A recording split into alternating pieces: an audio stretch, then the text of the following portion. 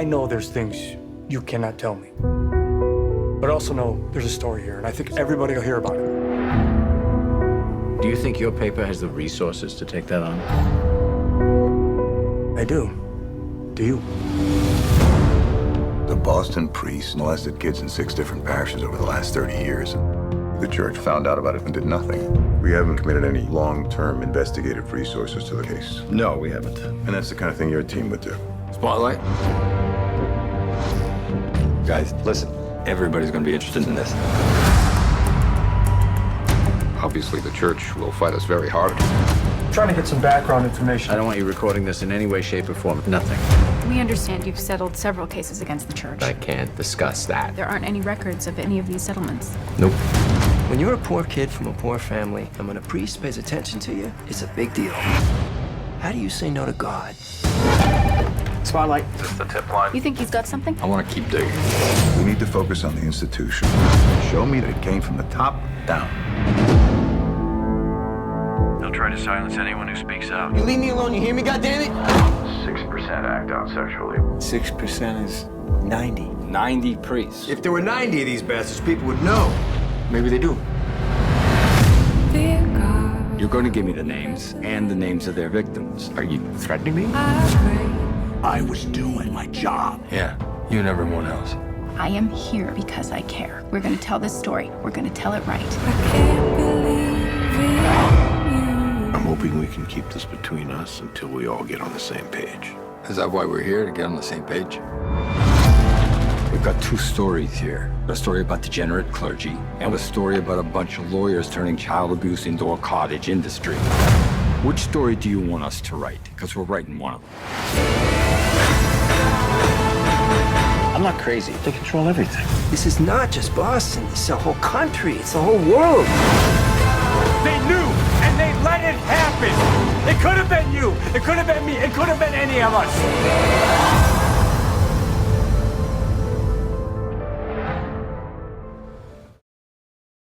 Di tengah tekanan institusi besar dan risiko kepada karir mereka, sekelompok jurnalistik yang memegang teguh satu hal, yaitu kebenaran.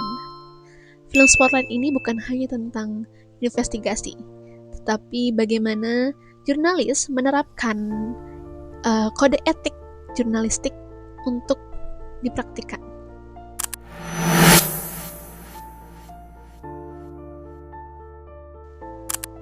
Tak kenal maka tak sayang, jadi izinkan saya untuk memperkenalkan diri.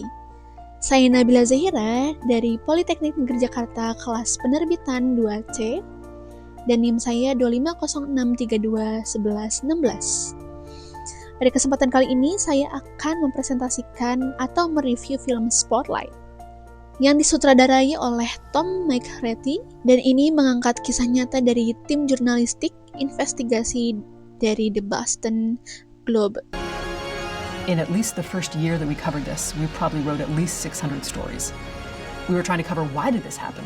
Why do priests abuse children? Why did there seem to be more boys abused than girls? We were trying to explore every aspect of why this had happened. It became a daily beat, essentially, with competition from other media outlets, which usually doesn't happen to Spotlight. The local parish and their local priest, that they will stick with it anyway and try to change from within. Catholics have demanded that the church ought to be about the faithful and that the church ought to stand more steadfastly for human rights. Nah, film ini dibintangi oleh Rachel McAdams yang sering nih, kalian tahu pasti ya, sering muncul di film-film. Kalian pasti pengen tahu kan film Spotlight itu seperti apa? Baik, akan saya jelaskan sinopsis singkatnya. Bagaimana film ini bisa menarik perhatian saya untuk menonton. Jadi, film Spotlight ini merupakan kisah nyata, dan dia mengambil tim investigasi atau tim jurnalistik untuk memecahkan sebuah kasus di Boston tentang pelecehan seksual yang dilakukan oleh romo atau pastor di Boston. Awalnya mereka melihat ada beberapa kasus di sana, tetapi setelah diselidiki lagi, banyak kasus pelecehan seksual yang dilakukan oleh tokoh agama di Boston. Dan itu bukan 1-2 gereja, tapi hampir seluruh gereja seperti itu di Boston. Terdapat scene pertama yang menunjukkan bahwa ada pastor yang tertangkap lalu mau diinvestigasi tentang kasus pelecehan seksual di bawah umur. Di sini polisi sudah menanggapi dan juga menginvestigasi pada akhirnya. Berikutnya kita masuk ke analisis kode etik jurnalistik. Pada film ini bisa kita lihat nih ya, sebagai penonton bahwa tim jurnalis Spotlight ini menerapkan akurasi dan verifikasi fakta, yang dimana mereka mencari dan mengumpulkan narasumber dan juga bukti-bukti surat untuk memverifikasi sebuah kasus apakah ini benar atau akurat gitu. Di sini mereka memeriksa arsip, memeriksa dokumen, melakukan wawancara, dan juga mengonfirmasi kepada narasumber apakah sumber ini benar gitu.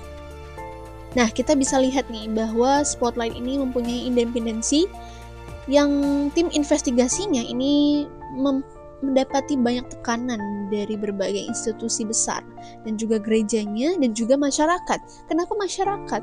Karena masyarakat sudah mempercayai sebuah institusi besar ini dan juga gereja, jadi mereka mempunyai labeling dan lebih percaya kepada tokoh-tokoh agama dibandingkan tim jurnalis gitu yang sedang mengulik kasus ini gitu. Cover both side. Investigasi Spotlight ini menggunakan cover both side. Apa itu cover both side? Cover both side itu merupakan sebuah sumber atau penguat fakta, tapi bukan kepada orang utamanya. Jadi tim investigasi Spotlight ini menghubungi gereja dan juga meminta tanggapannya terhadap kasus tersebut, kemudian mengumpulkan dokumen resmi. Itu termasuk cover both side yang digunakan oleh tim investigasi Spotlight. Is that true? Sure, I fooled around her, but I never felt gratified myself. Right. But you admit to molesting boys at St. John the Baptist? Yes, but as I said, I never got any pleasure from it. That's important to understand. Right. Tim Spotlight ini bukan hanya untuk mencari sensasi, bukan hanya mencari beritanya biar di-up, bisa terkenal di global Bostonnya, tidak. Sebuah peringatan besar terhadap masyarakat untuk terus mempunyai keberhatian terhadap manusia, terhadap tekanan, terhadap masalah, agar kita tidak terpengaruh dan terbawa arus. I'm sober now, but that was the beginning of it all. It's very confusing, you know, to be introduced to sex like that, and then to be attracted to men.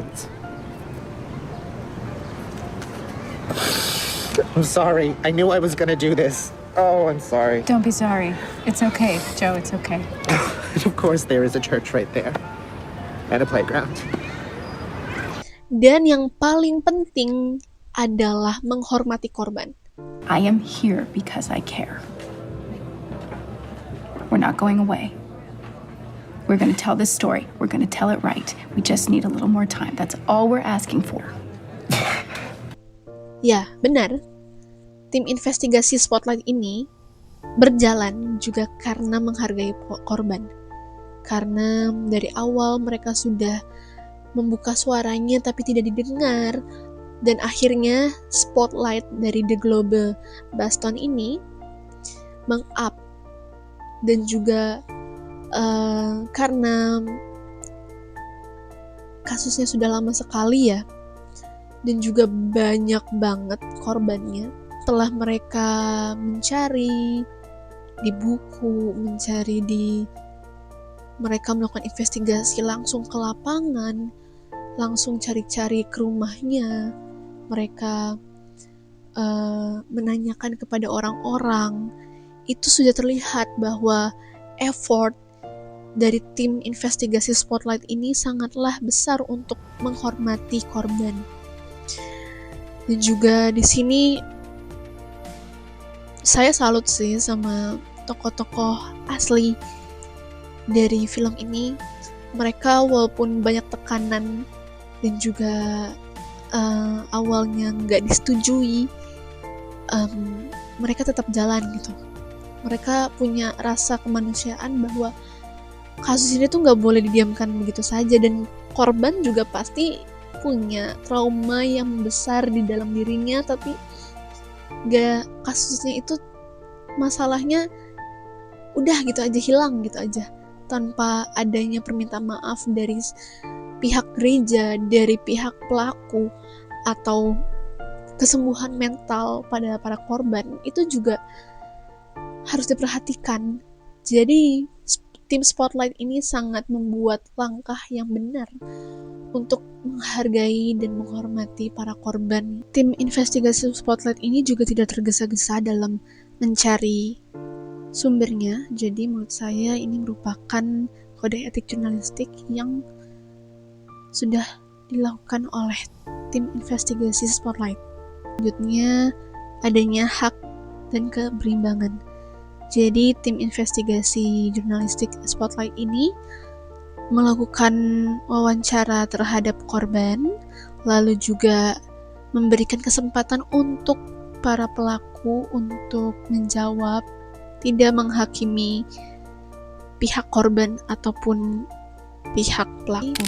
Scene yang saya sukai itu ketika tim Spotlight ini turun ke lapangan dan mencari rumah-rumah pastor ataupun kerabat pastor yang teridentifikasi adalah pelaku.